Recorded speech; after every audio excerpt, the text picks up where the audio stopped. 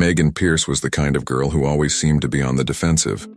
With her ripped jeans, black leather jacket, and dyed red hair, she gave the image of someone who didn't care about the rules. Megan actually cared a lot, but not in the way everyone thought. By the age of 17, she had already been expelled from 3 different schools for inappropriate behavior, and the last of them seemed to be the end point in her educational journey. Her mother, a nurse who worked long, difficult shift, after the last expulsion, Megan was transferred to the Springfield High School, a public school in a small Indiana town known for being the last stop for troubled students before they drop out completely. Megan's reputation preceded her, and she knew that teachers and students viewed her with suspicion. She didn't try to please. In fact, he did his best to keep people away. For her, trusting someone was the perfect recipe for being hurt again. The first week at the new school was as she expected, lonely and marked by curious looks and whispers in the hallways. Megan stuck to her nonchalant routine. She spent her breaks alone, with her headphones playing music loud enough to drown out the sound of the world around her. She thought her time at Springfield High would just be a temporary stint before she was expelled again. However, something unexpected started to happen. During an art class, the teacher, Mr. Blake, asked students to choose an artistic medium to express their deepest feelings. Some chose painting, others wrote poems or created sculptures. Megan, who until then had remained distant from any form of creative expression, saw this activity as an opportunity to try something new, something she had kept a secret, her passion for music. Since she was little, Megan has always found solace in songs, but she had never allowed herself to sing in front of That afternoon, while the other students were busy with their creations, Megan approached the piano that was leaning in the corner of the room. She had learned to play by ear, secretly, during the times she spent alone at home. His hesitant fingers played the first notes, and before he knew it, his voice began to fill the silence. It was a melancholy melody, filled with emotions that Megan had held on to for years. At first, she sang softly, as if testing the waters, but as the notes flowed, Miss Blake, who was silently observing the students, noticed Megan at the piano.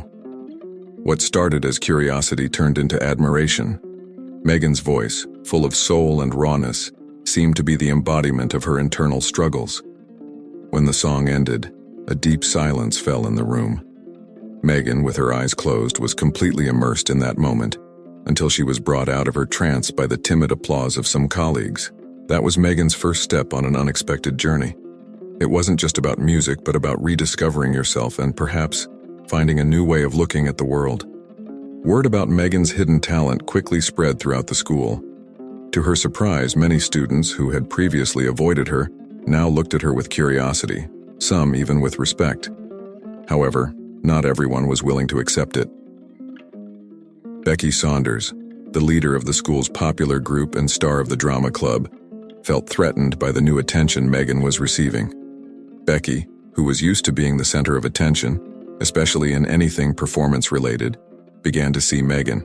The perfect opportunity for a confrontation came when the school announced the annual talent competition. It was the most anticipated event of the year, where students showcased their skills in various categories, from dancing to magic. But the highlight was always the singing competition. Becky, of course, had already won the contest twice in a row and was determined to retain her title. Megan, on the other hand, didn't even entertain the idea of participating. Music for her was a way to escape, not compete. But Miss Blake had other plans. "You have a rare talent, Megan," she said one day after class. "It's time for you to show the world what you can do." Megan laughed a little nervously. "I participate in a contest? I'm not that kind of person, Miss Blake." "You are exactly that kind of person. Someone with a voice that needs to be heard. I'm not saying it's going to be easy, but maybe that's what you need to really find yourself." The idea stirred Megan. She spent the next few days thinking about the proposal. Meanwhile, Becky, already aware of Miss Blake, started spreading rumors around the school. He said Megan was trying to steal his spot and was nothing more than an opportunist seeking attention. The cruel comments echoed through the hallways and reached Megan, who, despite trying to ignore them, felt each word like a stab. But Ms. Blake, and the sense of freedom Megan had experienced playing the piano were stronger. With a mix of fear and determination, Megan finally made her decision. She signed up for the contest, even though she knew that the school was divided between those who supported her and those who rooted for her failure. Rehearsals for the competition began, and Megan began to dedicate herself more than ever to music. Each day she felt her voice grow in confidence, but the pressure also increased. Becky wasn't about to go down without a fight. During rehearsals, Becky and her group made a point of provoking Megan, trying to destabilize her. "You'll never be like me," Becky once said, with a mischievous smile. "This place is mine, and everyone knows it." Becky's words hurt, but they also inflamed something inside Megan. It was as if with each provocation, her desire to prove that she was not just a rebel without a cause, but someone with value, increased. The other competitors began to notice the tension between the two, and soon the entire school was eager to see this clash on stage. Finally, the day of the contest arrived. The school auditorium was packed, with parents, teachers, and students eagerly awaiting the presentations. Becky, as expected, shined on stage with an impeccable performance. With a standing ovation, she returned backstage with a victorious smile. Certain that the trophy was already hers, Megan was the last to introduce herself. When his name was announced, silence filled the auditorium. She took a deep breath, slowly walking to the center of the stage. The bright lights momentarily blinded her, but soon her eyes adjusted. She looked at the audience, which seemed an indistinct mass of curious and critical faces, and then closed her eyes, searching within herself for the courage to begin. When the first piano note sounded, something changed. Megan was no longer in that school, on that stage. She was back in her living room, playing just for herself. No pressure, no judgment. And then, his voice came, soft at first, but quickly gaining strength. It was a song that spoke of struggle, pain, and above all, hope. With each verse, Megan felt like she was releasing years of frustration and hurt, turning it all into something beautiful and powerful. When the last note echoed through the auditorium, there was a brief moment of absolute silence. Then the applause began, timid at first, but soon became deafening. Megan opened her eyes and saw that many people were standing, applauding enthusiastically. Even among Becky's colleagues, there were expressions of surprise and respect. Becky, who was watching everything from behind the scenes, felt her stomach drop. This wasn't the Megan she knew, but a real rival, someone she couldn't just ignore. Megan, upon leaving the stage, felt a mixture of relief and uncertainty. She had given her all, but she knew the real test was yet to come. After her impressive performance, Megan returned backstage with mixed emotions. She had given her all on that stage, but the audience's reaction still hadn't completely convinced her. Did your colleagues applaud out of respect or surprise? Did they deep down still see her as the troubled girl she always was? The days following the pageant were an emotional roller coaster for Megan. She now carried with her the weight of discovering her hearing loss. As messages of congratulations poured in from classmates and teachers, Megan increasingly isolated herself, questioning whether what she had achieved had any real value. The trophy, once a symbol of victory, felt like a constant reminder of something she couldn't control. Determined to better understand her condition, Megan finally agreed to see a specialist, as Mrs. Parker suggested. She met with the Dr. Andrew Wilson, a renowned otolaryngologist who, after a series of tests, confirmed what the initial test had indicated. Megan was suffering from progressive hearing loss in her right ear, possibly caused by old trauma or an untreated infection. While hearing loss is significant, it is not the end of the world, Dr. Wilson said in a reassuring tone. Many people live fully with this condition. With the right treatment and a few adjustments, you can continue to do what you love. Megan listened, but the doctor's words seemed distant. Music was his passion, but how could he continue knowing he wasn't listening properly? Still, she knew she had to try. Dr. Wilson referred her to an auditory rehabilitation specialist and suggested she consider using a hearing aid to compensate for the loss. The adaptation process was slow and full of challenges. Megan started attending sessions with the speech therapist Eleanor James, a middle-aged woman with a warm and encouraging approach. Eleanor, noticing Megan's initial resistance, worked with her to not only improve her hearing but also to help her rebuild her confidence. In the sessions, Eleanor introduced Megan to the world of musicians who also faced hearing difficulties. She talked about Ludwig van Beethoven, who, despite losing his hearing, composed some of his most famous works, and about Evelyn Glennie, a deaf percussionist who reached the pinnacle of classical music. Megan began to understand that her hearing loss didn't need to be a final sentence, but rather a new way to challenge herself and grow. Meanwhile, at school, things were changing too. Becky, who was previously his biggest rival, started to adopt a more reserved stance. The defeat in the contest shook her confidence, and although there was no obvious friendship between the two, there was a mutual understanding that hadn't existed before. Becky, instead of confronting Megan, began to withdraw, occupying herself more with the theater and her own performances. Despite this, Megan continued to feel the pressure to prove herself. Now more than ever, I felt like I was at a crossroads. It would be easy to give up, leave music behind, and conform to the limitations that his hearing loss imposed. But something inside her refused to accept that option. Maybe it was the desire to finally free herself from the cycle of self-sabotage she lived in, or maybe it was the need to show that she was more than the troubled girl everyone knew. The opportunity for a new beginning arose when Miss Blake mentioned a summer program for young musicians in New York. It was an intensive course, where participants had the chance to study with some of the best teachers and musicians in the country. Megan, despite her insecurities, felt a flash of excitement. The idea of leaving Springfield and going to a big city where no one knew her seemed scary, but also liberating. With encouragement from Eleanor and Miss Blake, Megan decided to sign up.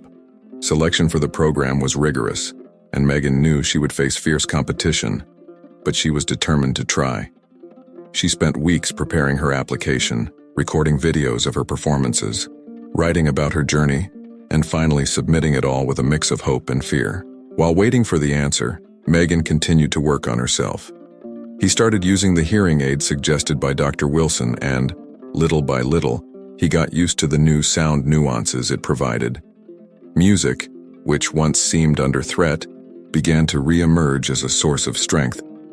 Megan realized that although her hearing was compromised, her passion and dedication were stronger than ever.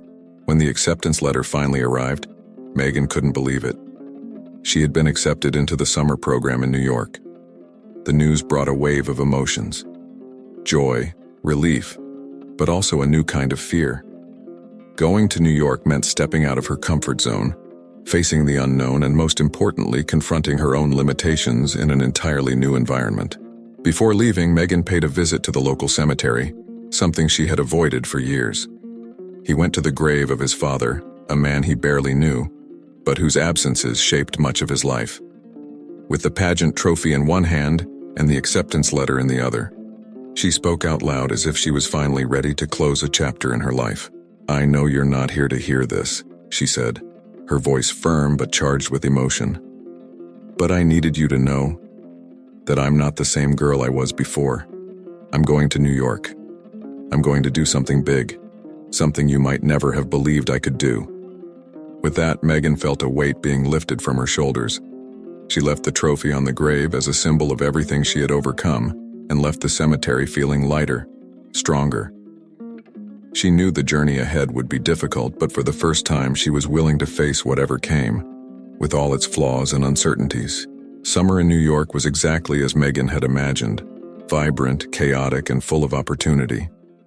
The city had an energy of its own, a mix of freedom and challenge that seemed to echo every step she took. The summer program for young musicians, held at the prestigious Juilliard School, was rigorous and demanding, bringing together the best talents from across the country. Megan knew she was in an environment where every note, every chord, was a chance to prove that she deserved to be there.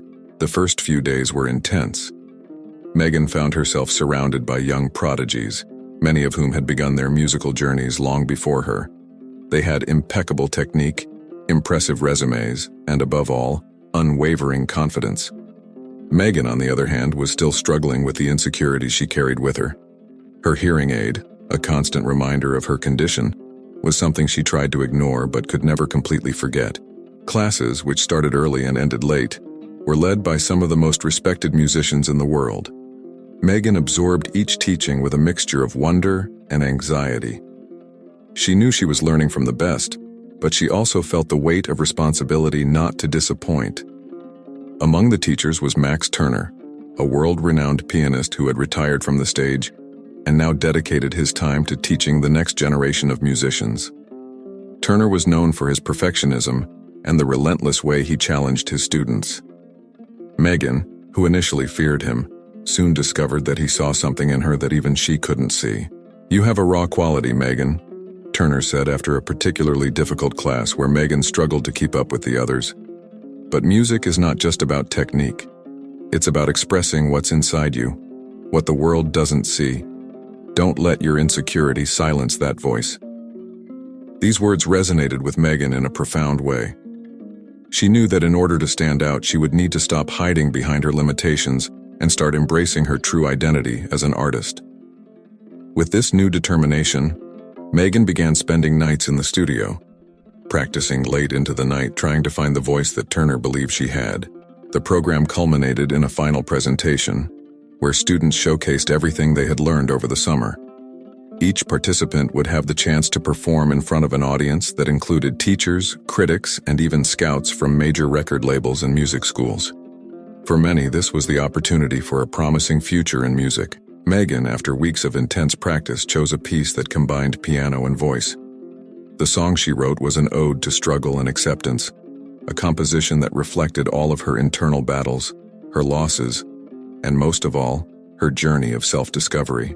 When the day of the presentation arrived, the Juilliard Auditorium was packed. Megan, sitting backstage, felt her nervousness growing by the minute. She watched as her classmates performed confidently, each receiving warm applause. At the same time, she remembered all the times she had failed, all the times she had been labeled a lost cause. Doubt tried to take over, but Megan knew she couldn't let that happen. Finally, his name was called. Megan walked to the stage with steady steps, but her heart was beating fast. As he sat down at the piano, he felt the weight of the silence that preceded his performance. It was a decisive moment, the culmination of everything he had faced. The first notes she played were soft, almost hesitant, but as the melody progressed, something inside her changed. Megan began to lose herself in the music, her voice emerging with a strength that surprised even herself. The words she sang were not just a performance. They were a confession, a release of everything she had kept bottled up for so long. The song spoke of pain, rejection, but also hope and redemption. She sang about the struggle to accept yourself, about finding beauty in imperfection, about the courage to keep going even when the world seems to be against you. When the last note vanished into the air, the silence in the auditorium was almost palpable. Megan opened her eyes, not knowing what to expect. She prepared herself for the worst, for the possibility that her performance hadn't been enough. But then, the audience started applauding. At first, it was subdued applause, but it soon grew in intensity, until the entire auditorium was on its feet, giving a standing ovation. Among the applause, Megan noticed something even more surprising. Becky Saunders, he was in the audience, applauding with an expression that mixed respect and acceptance. Megan didn't know how Becky got there, but at that moment, it didn't matter. There was a silent connection between them, a mutual understanding that they had both changed, grown, and, in a way, redeemed themselves. After the performance, Max Turner approached Megan backstage. He wasn't a man of many words, but his expression said it all. "You found your voice," was all she said. But for Megan, that was more than enough. That night, as Megan looked out at the illuminated New York skyline, she realized that the path ahead of her would still be full of challenges, but now she was ready to face them. Megan had discovered something powerful within herself, something no one could take away. The conviction that even with her flaws, she was capable of creating something beautiful and meaningful. And with that, Megan knew her musical journey was just beginning. The summer ended faster than Megan could have imagined. His final performance at Juilliard was a success, but more than that, it was a personal revelation. In the days following the performance, she received praise from teachers, invitations to perform at other events, and even interest from some music schools for future scholarships. However, What impacted Megan most was the feeling that she had finally found her place in the world. Back in Springfield, things felt both the same and different. The small town, with its slow paces and cozy familiarity, was still the same, but Megan wasn't. There was a new confidence in his step, a sparkle in his eyes that hadn't been there before. Her classmates noticed the change, and the school, which had previously seen her as the problem girl, now saw her as someone who had overcome almost insurmountable challenges. His relationship with his mother also began to change. For years, there had been an uncomfortable silence between the two, a distance that had never been completely bridged since Megan's father left home. But now, there was an opening, a willingness on both sides to rebuild what had been lost. They started spending more time together, talking about Megan's future, about her dreams, and for the first time in a long time, about the things that really mattered. Megan also realized that her relationship with Becky had changed. When they met again at school, there was no discomfort or tension as before. On the contrary, there was silent respect. Becky, who had always been the star, now saw Megan as an equal, someone who had battled and won her own internal wars. They never became best friends, but there was an understanding and acceptance of each other that hadn't existed before. As the end of the school year approached, Megan began planning her future. Acceptance letters from music schools began arriving, each offering a new and exciting opportunity. However, Megan knew her journey wouldn't be easy. Life as a musician would require her not only talent, but also resilience, especially given her hearing loss. But instead of fearing this new stage, Megan embraced it. On the last day of school, the school organized a farewell ceremony for the graduates. Megan, who has always avoided social events, was asked to talk about her experience and the journey she had been on. When she went on stage, the same one where she had performed in the competition months before, she looked at the audience and saw faces that had previously judged her, but now admired her. "When I got here, I didn't know who I was or what I wanted in life," Megan began, her voice firm and clear. "I spent a lot of time running away from my fears, my insecurities. But over the course of this year, I've learned that the only way to overcome these challenges is to face them head-on. Music taught me that beauty can emerge from imperfections, and that, even in difficulties, we can find strengths we didn't even know we had." The audience was silent, absorbing every word. Megan continued, "I want to thank everyone who has helped me along the way, and even those who have challenged me. Because without these challenges, I would never have discovered what I was capable of. This is just the beginning, and I'm ready for whatever comes." Warm applause filled the auditorium. Megan walked off the stage with a light heart, knowing she had closed that chapter of her life in a meaningful way. That night, Megan sat at the old piano in her home, the same one where she had first discovered her love for music. His fingers ran softly across the keys, playing a melody that this time wasn't melancholic or full of pain, but rather a celebration of the journey he had taken. She knew that there was still a lot to learn, many struggles to fight. But now, she was ready to face them with courage and confidence. As the notes of the song filled the air, Megan felt an inner peace she had never experienced before. She was no longer the rebellious girl everyone knew, but rather someone who had found her voice, both in music and in life. And with this new strength, she was ready to embrace the future wherever it took her. Years have passed since Megan left Springfield to pursue her career in music. Now, at 25, she was an artist on the rise, known not only for her talent, but also for her inspiring story of overcoming. His albums, full of lyrics that spoke of pain, hope, and resilience, had won the hearts of many, and his performances filled theaters across the country. Megan has moved to New York permanently, the city that once challenged her but also shaped and transformed her. She still wore her hearing aid, but now she saw it as a symbol of her journey, a constant reminder that her imperfections didn't define her, but rather strengthened her. In interviews, she spoke openly about her hearing loss, inspiring others to not give up on their dreams, no matter what obstacles they faced. One afternoon, after a particularly emotional performance at Carnegie Hall, Megan received a message from an old colleague, Becky Saunders. Becky had pursued a career in theater, and the two remained in sporadic contact over the years. The message was short, but loaded with meaning. I saw your performance tonight. I never doubted you would get there. Proud of who you have become. Megan smiled as she read the message, remembering how the two had started out as rivals, but ended up finding a mutual respect that would stay with them throughout their lives. The journey that brought them together was proof that the internal battles they faced made them stronger. That night, as she walked the streets of New York, Megan reflected on the long road she had come. She was no longer the lost girl in Springfield, but a woman who had discovered her strength, her voice, and her purpose. And although the future still held challenges, Megan knew she was ready to face them, with music always guiding her path. Megan's journey is a powerful reminder that our greatest struggles can become our greatest strengths. The difficulties we face do not define who we are, but rather how we choose to overcome them. As Megan discovered, true redemption comes from within, when we finally accept our imperfections and transform them into something beautiful.